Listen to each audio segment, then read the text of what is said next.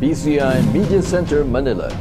Welcome back to the new PCI Daily Live News Roundup, brought to you by Philippine-Canadian Inquirer, the only Filipino-Canadian newspaper distributed across Canada. I'm Manny Noel. Thank you for joining us. We have the latest news development. In the news, paper kill to be investigated. According to reports made by Amnesty International, policemen are given an incentive of 8,000 to 12,000 pesos for its kill they make during drug operations. The organization also accused the PNP of systematically targeting the poor and defenseless by planting evidence, hiring paid killers, even stealing from so-called targets and writing false reports. Lawmakers want to have further inquiry regarding this claim as part of cleaning up the PNP.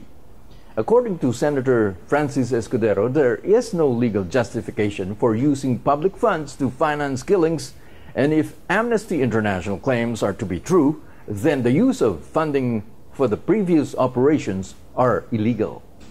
Meanwhile, President Rodrigo Duterte still insists his contention regarding his war on drugs and says he would kill more.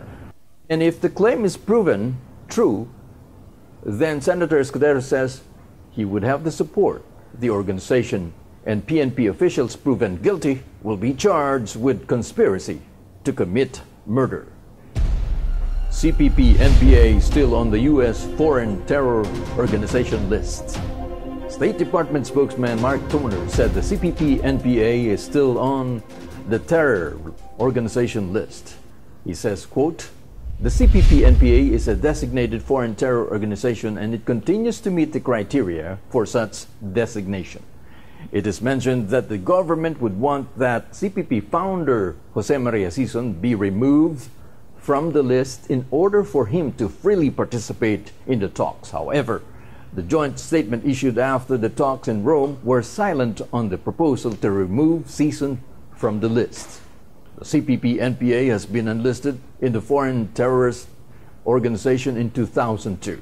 Meanwhile, tension starts to rise between the NPA and the government when the rebel group terminated their 5-month-old unilateral ceasefire and accusing the president of violating the truce.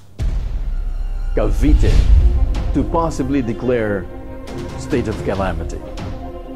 Files still raising the factory of House Technology Industries, or HTI, inside Cavite's Export Processing Zone Authority since Wednesday evening. According to authorities, it is possible to declare a state of calamity as it might take a few more hours to another day to completely declare fire out. General Trias Fire Marshal Chief Inspector Ariel Avila said that there are no traces of trapped victims inside the building.